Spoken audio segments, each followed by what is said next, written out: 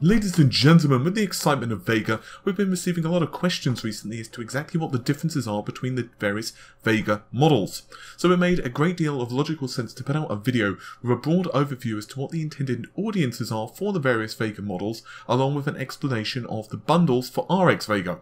So, as we explained in yesterday's video, we're going to be soon putting out a deep dive into the architecture of Vega in preparation for our RX Vega review, but it seemed prudent to go over these basic questions first. So my name's Paul, let's just jump in.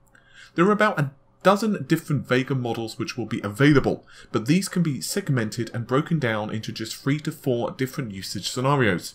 We're going to be starting things out with gaming, and RX Vega is the card designed to take on the gaming segment of the market.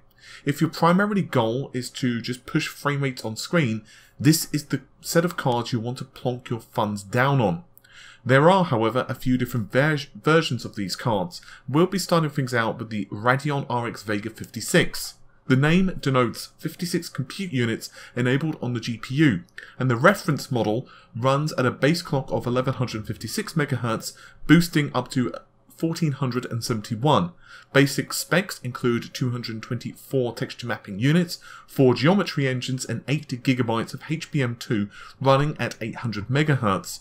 These are 2 stacks, each stack 4 GB, totaling a total bus width of 2048 bit. Therefore, the card offers 410 GB per second of memory bandwidth.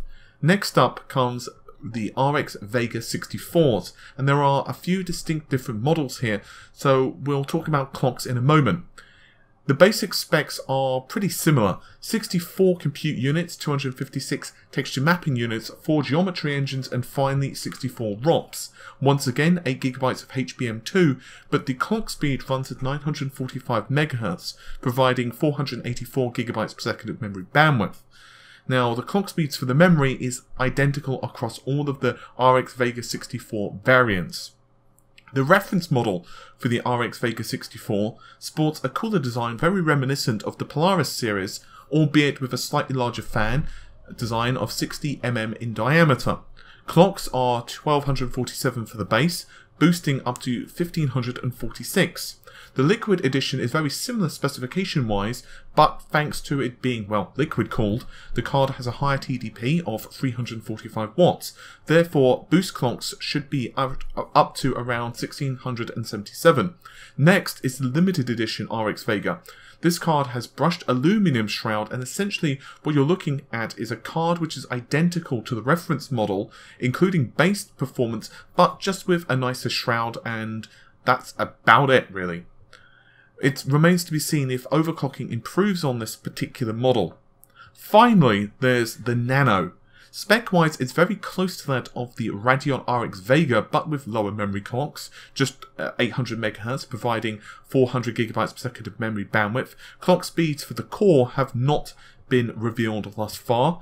It does, however, have a TDP of just 150 watts. Obviously, this card is a nano design, therefore is designed for small form factor environments, so if you don't have the space in your particular case to put a foot-long graphics card or mount a huge AIO, well, this is the card for you. Now, we're going to talk more about pricing in just a moment, but one can easily see that the Radeon Vega 56 and 64 essentially mirrors the pricing and performance of the GTX 1080 and 1070, and I'm very curious to see how these two cards are going to play out when we get to do further testing on them. We'll go further into exactly the major changes for Radeon RX Vega in a future video, but do know that from what AMD have told various members of the press and have said publicly, it appears that these particular cards are definitely going to be better at holding higher clock speeds. Therefore, in theory, we should see the GPUs being much more consistent with loads which really stress the GPU and make the cards quite warm. Next up is game development, 3D content, VR, as well as deep learning. And this is the realm of the AMD Radeon Vega Frontier Edition. So once again, this card was of course the card that was first released, and there are 2 distinctive versions, the Standard and the Liquid Edition. These cards are still packed with 64 compute units, therefore specifications wise it's very similar to RX Vega, but with a larger amount of HBM2.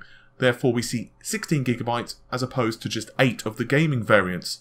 The water-cooled version has a higher TBP of 375 versus 300, but this means that you should be able to hold higher clock boosts than its air-cooled cousin. It is capable of playing games, as of course many of you know, but it's not designed solely for that purpose. Therefore, if gaming is your primary motivator, well, you might as well just save the cash and plonk down for one of the RX GPUs. Next is the Radeon Pro WX 9100. It's designed for more manufacturing workloads and once again 16GB of HBM2. This card is designed primarily for 3D graphics work, ray tracing, video editing, that type of stuff. Following on from that is its bigger brother, the Radeon Pro SSG. This card is very similar to the Radeon Pro WX 9100, but comes with an onboard NVMe. This means it can pack up to 2 TB of memory on board. This allows real-time video editing and scrubbing of high-resolution video content up to 8K with no problems whatsoever. To ask and answer the inevitable question on your behalf, yes, this card can probably play games. Yes, in theory, you could make the NVMe for the RX Vega and it would, in theory work, but realistically it's not going to be useful for games whatsoever, and that really is in the realms of the HBC, high bandwidth cache, that AMD have bundled onto all of the RX Vega as well as other Vega GPUs. And simply plonking an NVMe in a gaming GPU isn't going to improve performance for games anyway. Finally, we can talk about the AMD Radeon Instinct MI25. This is designed as a server card. Essentially, this card is created with the purpose of machine intelligence, deep learning, and it's built on a very similar 64 compute unit design that we've talked about previously, and of course features the obligatory 16GB of HBM2. But it's tweaked for the server environment. It runs passively and it doesn't even have a display adapter at the back. In other words, this card is designed to be on a server rack and that's about it. So if you've listened to this, I can pretty much feel confident that for 95% of those listening, the RX Vega is the card for you. Whether it's a 64, 56, a Nano or whatever, well, it's most likely that's going to be the usage scenario. Obviously, if you're a prosumer, then there's an argument, for example, going for the Radeon Vega Frontier Edition. But even if you decide to go with the RX Vega, what about prices and bundles? This is where it gets a little more convoluted. So essentially, there are graphics card only bundles, which is both the Radeon Vega 64 air-cooled and RX Vega 56. These cards are released in some point in September and cost $499 or $399 US. The lower price of